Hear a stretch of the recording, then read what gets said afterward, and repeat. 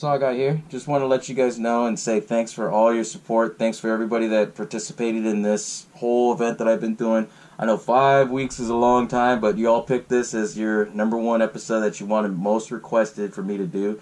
So I hope you'll enjoy. Kick back. Thank you again. Hello, and welcome to the SaWGuy podcast.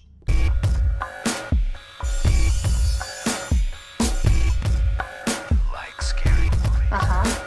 What's your favorite scary movie? Here's Johnny. We'll tear your soul apart. The boogeyman is real, and you found him. Game over, man. Game over. What do you want? I want to hear you scream. From the front time, bitch. Welcome to the SaWGuy podcast. As always, on the SaWGuy, bringing you episode 20. Yes, that episode right there, the one that you guys all voted, A Nightmare on Elm Street. You guys, oh my god, man. I was torturing everybody and said, hey, let me know your favorite film. Let me know, tell me your favorites. And, you guys responded by beating the shit out of that goddamn drum. And everybody was telling me, A Nightmare on Elm Street. A Nightmare on Elm Street. And I said it in the previous special edition episode that for every 10 people that told me their favorite horror film, on top of that list was A Nightmare on Elm Street. So you know what? SaWGuy's bringing you A Nightmare on Elm Street right here. So thanks again for everybody who participated. I want to give that shout out to all of you. You guys are very much appreciative. And I couldn't do this without you guys, and I wouldn't be here. So I wanted to get that out of the way and let you guys know that I'm very humble, very appreciative of that. But anyways, let's get started with this episode, right? So, A Nightmare on Elm Street. We've all heard Nightmare on Elm Street, right? Everybody knows about Freddy Krueger, the guy who wears the crazy brown hat, the fucked up green sweater. I was wearing my claw earlier, but yeah, this is not a legit one, but it's semi-prop, but it's heavy as shit. But my point being, everybody knows that claw. Everybody does, Just like everybody knows that the serial killer Jason, he walks around with a machete, right? How did it become so iconic, right? What was the mystery behind Fred Krueger that made A Nightmare on Elm Street the franchise? And you can make the argument that A Nightmare on Elm Street was one of the best. I'm talking hands down best franchise ever made. Why? Well, I'll tell you why, It all started with this first film, A Nightmare on Elm Street. And we all know, well, most of us crazy horror fans know, that A Nightmare on Elm Street it's like your first film to get into anything. When you start collecting or doing anything, everybody knows what's your first. Well, everybody's first film was always A Nightmare on Elm Street. 90% of the time, but I won't get into that, right? But anyways, A Nightmare on Elm Street was released in 1984, and it starred Robert Englund, and, I don't know how to present it. I was going to say, and Johnny Depp. Yes, it was Johnny Depp's first acting role. And Johnny Depp actually got the role by accident because Jackie Earle Haley, who played Freddy in the remake, went with him to go do the audition, right? And as Jackie Earle Haley did the audition, they were like, on his auditioning. And then they saw Johnny Depp, and he had that it factor, and the rest is history, right? But anyways, it stars all those actors, and with Wes Craven, what he did is that he did this whole film based on everything out of his vision. Everything about this film is all from Wes Craven. He obviously directed it, he obviously wrote the whole story, but he put in a lot of little tidbits and everything. Most of us know the tidbits. For some of the non-hardcore fans, I'll fill you in on it and let you know. Wes Craven, he wrote this film right after Swamp Thing. So it was early 80s when he did that.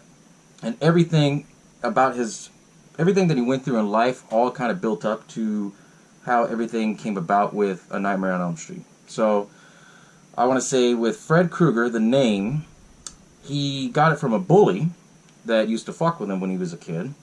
He got the look of Fred Krueger was because of the fact that he had this homeless guy that would walk through the alleyway behind his apartment when he was a kid and always would stare at him. And he always wore a red and green sweater.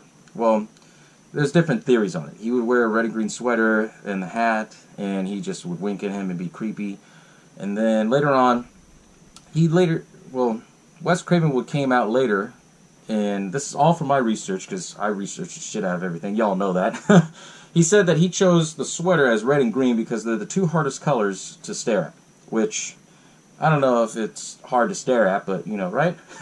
But he read it in a scientific article that said, you know, it's more of a creepy color. It just throws everything off, you know? So that's where he basically got into all his little aspects and little winks into it. Through the film, you know, you see other winks that he's done from his previous films, from The Last House on the Left and things like that, but I'll get into that later. But anyways, Wes Craven, he did this whole film by himself, and when he wrote this, he did it right after Swamp Thing, and then he tried to sell it to all these studios. Universal said no. Paramount said no because they've already had a movie similar to how Nightmare on Elm Street was. Similar, I use quotations. And he got desperate enough to try to do it through Disney. I don't know if it was an act of desperation, but I know he would try to sell it through Disney, and I think because they owned Miramax at the time, which wasn't under the Disney banner. And Disney said they liked the idea, they just want to make it kid-friendly. Which is kind of funny, but at the same time, it's believable because Disney at that time, that's when they started making scripts, and not scripts, but they were writing stories for later on down the road in the early 90s for like Hocus Pocus and all these other Halloween films, right? Wow, I'm out of breath. This is, I'm all excited for this episode. I've been waiting about it, talking about it, hell, even been dreaming about this episode, right? But anyways, back to the episode. So, when Wes Craven, he tried to get everything going, his last resort was New Line Cinema. What was New Line Cinema? It was basically a cinema company that was owned by one person, Robert Shaye. And what he did to make his money off of it is that he would buy like these old 1930 films, you know, like Reefer Madness and a bunch of other ones when their licenses were up, and he basically would go to movie theaters and allow them to, you know, play the films and stuff. So anyways, Wes Craven and Bob Shaye, they met, got together, and they talked about, okay, how they were going to plan out the movie. The only deal is that Robert Shaye would be in it as well. Well, yeah, I'm trying to remember. Yeah, Robert Shaye, or Rob Shaye, I can't even remember his name. Bob Shaye. Why am I saying Robert? I'm going crazy. Robert or Bob. Anyways, he was a Shaye. He wanted to be in the film, and you see him as one of the teachers and things like that in the film. And I don't think he was in the film. I don't know. I've been watching all of them, to be honest with you. I'm going crazy a little bit, as you could tell. But anyways, he had this deal put in place that he wanted a little bit of control of it. You know, he wanted the final say. So Wes Craven said, okay, fine. So they put together the budget. The budget came out to almost $2 million. And as they shot it, I think, within like 20, 25 days. And they did everything they can, you know, all the, you know, cinema secrets to try to get everything to pop out. You know, everything from when Nancy was running up the stairs and she got stuck. It was actually just pancake mix that they left out. You know, little tidbit on that. But it was interesting how they did it and how Wes Craven wanted his vision, because he was the master of horror, and he's still regarded as one of the masters of horror. But what made Nightmare on Elm Street so spooky and so scary, not only was Freddy Krueger's appearance, but the fact that he was different from all the other serial killers. As I said, Jason had the machete. We all know Michael Myers had the kitchen knife. We all know that Leatherface had the chainsaw. So to make him stand out, they did the Freddy Claw. And it was really cool how they did it, because right in the beginning of the film, first 2 minutes, you see an actor, I don't think it was Robert Englund, but it was an actor, who was wearing the sweater, and he was putting together crudely. Everything from pipes to straight edge razors for the bend on it, and then he used like steak knives, and then sharpened the shit out of him, and they just played off with it. It was just fucking great how they did that. You know? But anyways, so we go into the movie, and it starts the whole story about how one of Nancy's friends, the main character, she was having nightmares. And they never really explained it. I tried looking into it, like, what the hell, like, because in the beginning, she has a bad dream, and she kept seeing a goat. If you guys know what that meaning is, let me know in the comments below, because I tried researching it, and all I heard was it's a wink from Wes Craven. But he even did that later on, and Freddy vs. Jason put a goat out there. I don't know. There's a reference to it somewhere. But anyways, Tina has a bad dream. She wakes up, and she tells Nancy, her best friend, who is dating Johnny Depp, and then she has a boyfriend who is one of those typical 80 biker dudes. You know, he wears the leather jacket, the jeans, the white shirt and shit, right? They go to school, and then she says, okay, let's do a sleepover. I'm afraid to go to sleep. So they have, you know, your normal teenager in the 80s. They had their slumber party, and they hang out. Her boyfriend comes over. They have sexual relations. They go to sleep. She wakes up, and she thinks she's in her, like, normal. But she doesn't realize that she's in a dream. She goes outside her house, and then that's when they first introduce Freddy. And he comes out, and basically he has these long-ass arms. And she's all freaking out. Please, God, this is God. Everybody knows that scene. But what was more iconic and made it like, what the fuck kind of thing, you know, was the fact that he chased her as she was trying to go in the house, and then it flashes right into her boyfriend waking up, and you see her body just kind of jumbling all around, and then all of a sudden her shirt opens, and then, you know, you see like the razor slits, and then she starts, you know, bleeding everywhere. Then he drags her through the roof and then drops her. Great effect. Oh man, hands down, great effect. I just you know, that back in the day, the quality wasn't as good for filming and VHS. Like when you watched it at home, it was all grainy, but it's scary as shit for its time. And because you never see anything that, I shouldn't say demented, but that different, you know, that intense, I should say. So later on, the story goes that the guy, her boyfriend, starts freaking out. He breaks through the window and he's looking for him. Nancy's dad, he's the sheriff of, you know, the county that they live in, Springwood, and you know, she starts having doubts about things, and that's when she starts thinking about, okay, who's this guy that did that? And then Freddy, little by little, starts fucking with her. And then as she's walking to school, the day after, the boyfriend, you know, tries to tell her, hey, it wasn't me, it was somebody else. And her dad had basically followed her and set her up just to make sure, like, shit doesn't go down or whatever. So she goes to school, then she falls asleep in class. You know, who doesn't fall asleep in class, right? But anyways, she falls asleep, and then that's when she first meets Freddy and starts freaking out about it. Wakes up, and then she starts having more issues.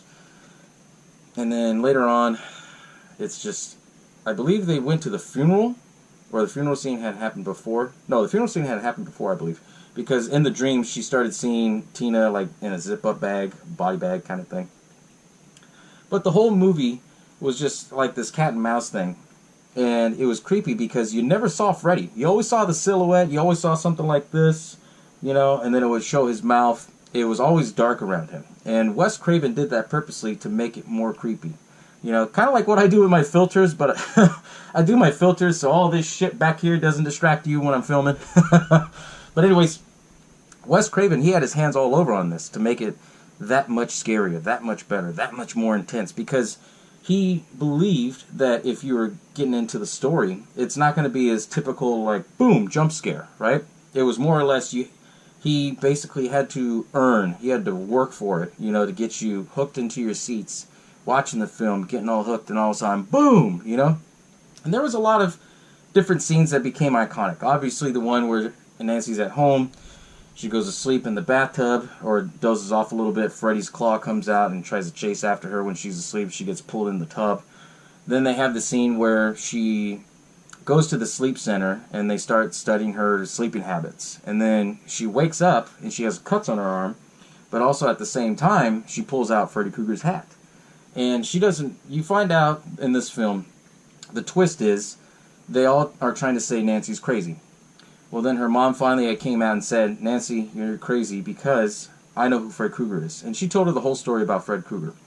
And Fred Krueger in the film, they wanted to play an aspect that he was a child molester, but in the 80s there was a lot of real stuff like that happening, and Wes Craven didn't want any of that bad attention to it. So he basically said from a child molester to a child murderer, right? So the mom explained to Nancy, hey, he was a child murderer, he would murder kids in the neighborhood.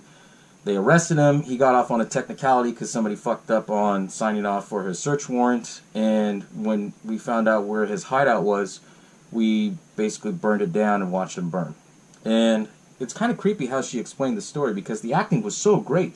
This film for what it was, they had a lot of great actors. I mean, obviously, everyone's going to run over and say Robert Englund, which obviously, he's Freddy.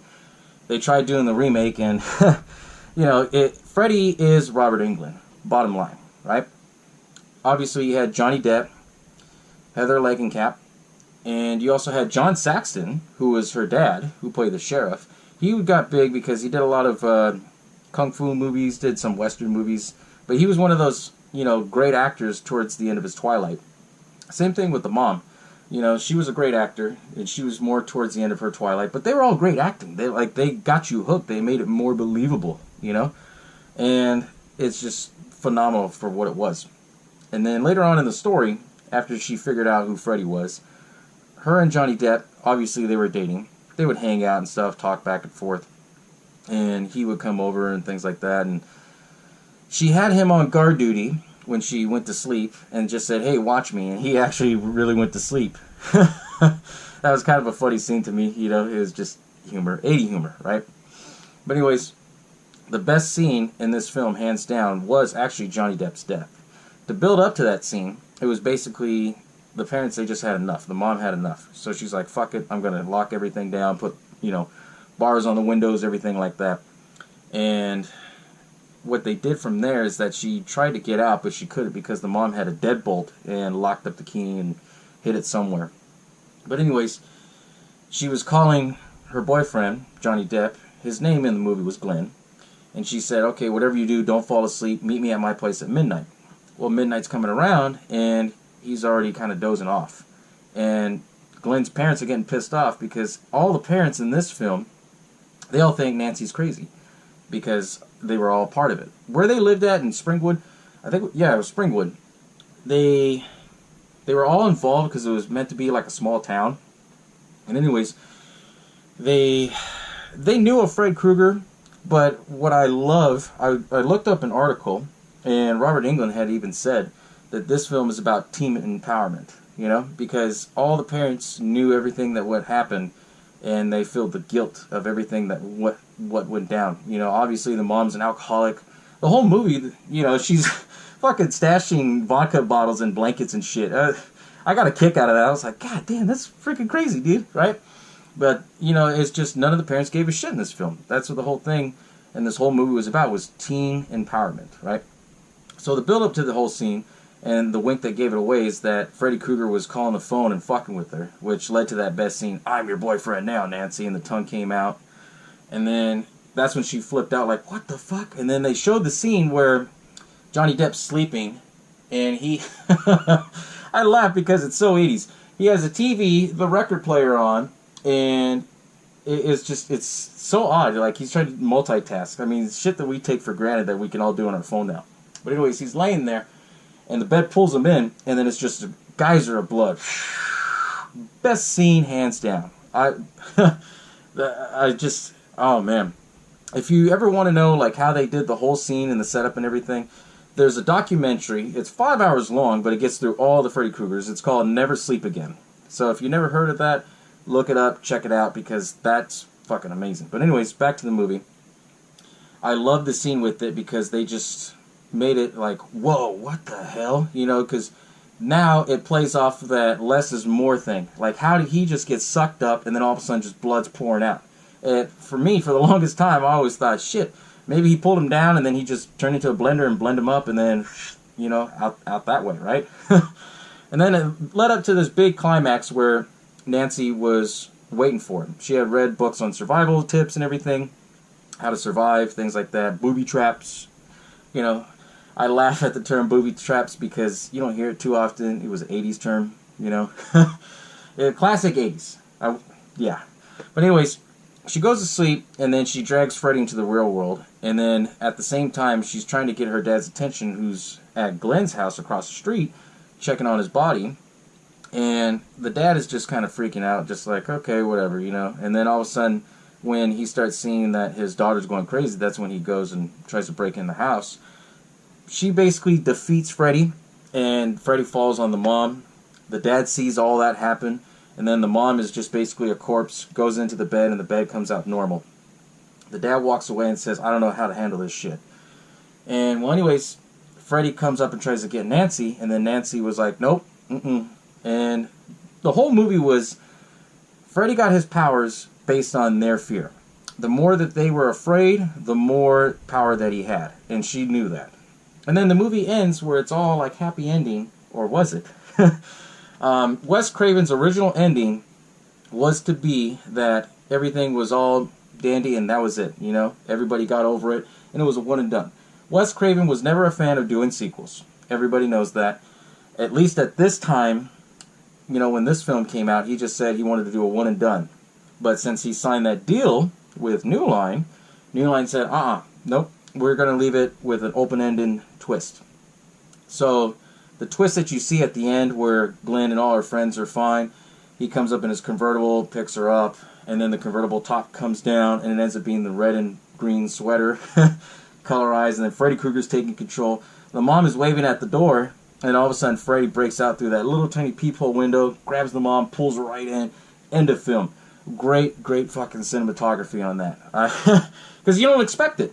You think everything's good, and then all of a sudden, like, what gave it away was just, you saw the color for a second go down on the top, and then all of a sudden just, boom, you know, and pulled the mom out. And, you know, moral of the story was, it was a great film. Wes Craven wanted to do a one and done, and that's why Nightmare on Elm Street still holds up to this day, because it had his whole divided attention. He basically put all his heart, soul, blood, tears, everything into this. Everything to how Freddy looked, and to the glove, to the characters, to the winks of his other films with the booby traps and everything. He put a lot of effort into the story and trying to make sure that he got the right actors to do it, right?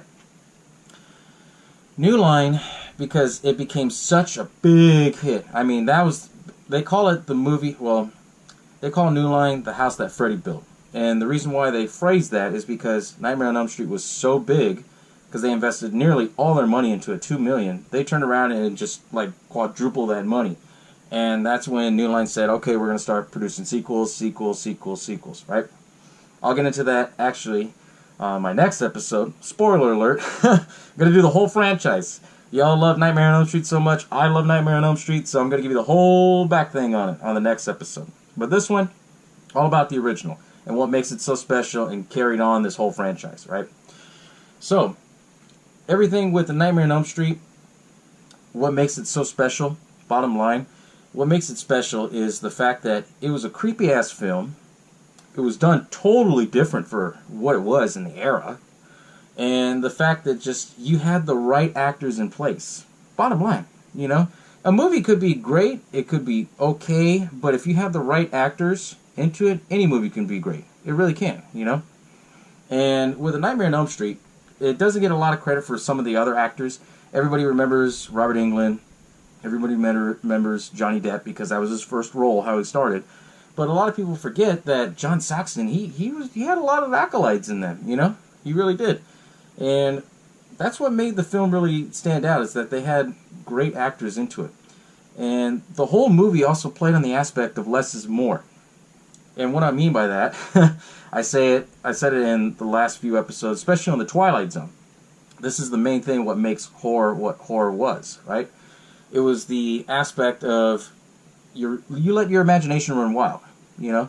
That's why some scenes they show it, some scenes they don't, you know, because the whole film, you see little bits of Freddy, you see the claw move around and scrape on the bar or on the pipe, and that just, it builds that fear, that anticipation. And Wes Craven knew that, and that's why he made this film the way it was. And bottom line, I mean, you ask anybody, I know I did, where would you rate Nightmare on Elm Street? And most people will put it, like, at least in their top 5, minimum, you know? I know people that eat, sleep, and breathe everything on A Nightmare on Elm Street. And that's okay, you know, because I'm a Saw guy. I do the same thing for Saw, but I love Nightmare on Elm Street. You know, to be honest with you, Nightmare on Elm Street, I got into it later on, not so much in the 80s, but I remember seeing it a little bit here and there. It didn't really take off until as I got a little bit older, like in the early 90s, and then they had the sequels. And the sequels, after they played them in theaters, they released them on VHS, they play them on TV, and they play them on repeat. And that's how I was able to catch them all the time, and actually got into it and got more hooked, you know? But with A Nightmare on Elm Street, I honestly, I look at some of the stuff that they talked about, especially in the documentary Never Sleep Again, how originally they wanted a stuntman instead of Robert Englund. They tested it out, and Wes Craven was the one that made the call that said, no, fuck that. We're not going to do a stuntman. I need somebody who's an actor. And no offense to any of the stuntmen out there that do the work. You guys do a great job, don't get me wrong. But it's the fact of when you have somebody that has to interact, when you have somebody that has to have certain mannerisms, you need an actor. Bottom line, you know? Like, I'll throw out this point, you know, like in the remake of A Nightmare on Elm Street, you have Jackie Earle Haley, which was great. I mean, he did a great job for what it was, but a lot of people and a lot of horror fans all know that Fred Krueger will always be Robert Englund. Why is it Robert Englund? Because Robert Englund, he fits the bill. He had the voice. The fact that he had different mannerisms. And I say mannerisms because, you know, if you compare both those Freddys, Fred Krueger was the one who would make those funny puns, or kind of cheesy puns, whatever you want to call them. He had this unique stance where he would sit, but his claw would be out, you know? Kind of like a cowboy ready to cock their gun, just, you know? And the fact that he, you know, there's just so many different things with Robert Englund that made him just the perfect character for it. Like, it just blows my mind thinking about that. Like, wow, you know? A stuntman, I mean, stuntmen, they're great, don't get me wrong. There's been some great stuntmen that have done some work. Kane Hodder, he was Jason, and, you know, you had Brad Lorry, who played Michael Myers, and, you know, and you have Tyler Mane, who also played Michael Myers. He wasn't really a stuntman, he did both that and acting. But, I mean, it just, with Fred Krueger, he had to have a certain unique set, and Robert Englund made that film stand out. He made that character stand out. That's why I believe the remake didn't do as good, because, you know, it wasn't Robert Englund. And a lot of people associate that. You know, you can't have the Kool-Aid without the water. You know what I'm saying? That's basically what it boils down to. But, you know, I look at some of the other stats, too. Or stats. I look at the other, like, facts and everything about this whole film, how everybody was talking about it. Everything from the themes about anxiety, dreams, teenagers, adulthood. I mean, there's a lot of different themes in this film if you really break it down, you know? And personally, I never really started thinking about it. I never started looking into it until after I started researching for this episode when you guys voted for it. And it just, there's a lot of things going on in this film. And that's what I believe it still makes it stand out. Now, obviously, a lot of people are going to say, oh, that's 80s. It'd be different now if they try to remake it. They remade it, and it was great for what it was, but it's one of those films that has to be, you have to live in that time to understand it a little bit better, to be more creeped out about it, you know? That's my motto on it, you know? I know everybody else has their own opinion, but that's my motto on it, you know? But, yeah. And it's just interesting, you know? Just the fact that Wes Craven, he tried to get everybody to purchase a script, and nobody wanted it except Disney, and they wanted them to switch it around. And like I said earlier, you know, I believe that, because later on Disney did their own Halloween films for, like, kid-friendly films. You know, Hocus Pocus and all those other films, you know. But the 80s were a different time. They were a different breed. And, you know, with everything going on at that time, you know, I guess, what was going on in 84? Trying to remember everything that went on in that era. But you had a lot that was changing. You really did. And the fact that Fred Krueger came out with the Nightmare on Elm Street movie, it pushed it and just basically made the 80s a glorified time for horror films. You ask anybody who's a horror fan, they'll tell you the best time for horror movies was in the 80s. 80s is what made it to the 90s. Obviously the 90s were a little bit slower, but it also brought it back to the 2000s and to current time. The only thing that sucks now about the current time is that they're trying to catch that magic again, try to catch that lightning in the bottle, and they're trying to put it, you know, doing remakes of the 80s. You know, that's my take on it. Yeah. But anyways, I'm glad that you all enjoyed this episode. I'm glad that you all voted and participated and did everything for that. I know I've been in this podcast game for a while. I did do a Nightmare on Elm Street franchise with my previous work that I used to do, but I figured I wanted to give it a SaWGuy taste on it, a SaWGuy twist, you know. So on my next episode, I'm going to go through the whole franchise and let you know everything, because there's a lot more to it. Obviously, Robert Englund, was Fred Krueger, but I don't know if you guys all knew that when they decided to do the sequel, Robert Englund, he wanted just a little bit more money, and they basically almost replaced him and almost changed the whole franchise, right? It's like, whoa, right? Oh, that tripped me out when I first heard it, like, what the fuck, are you serious? Yeah, I know. But you'll get more of that in the next episode. But like I said, thanks again for everybody tuning in.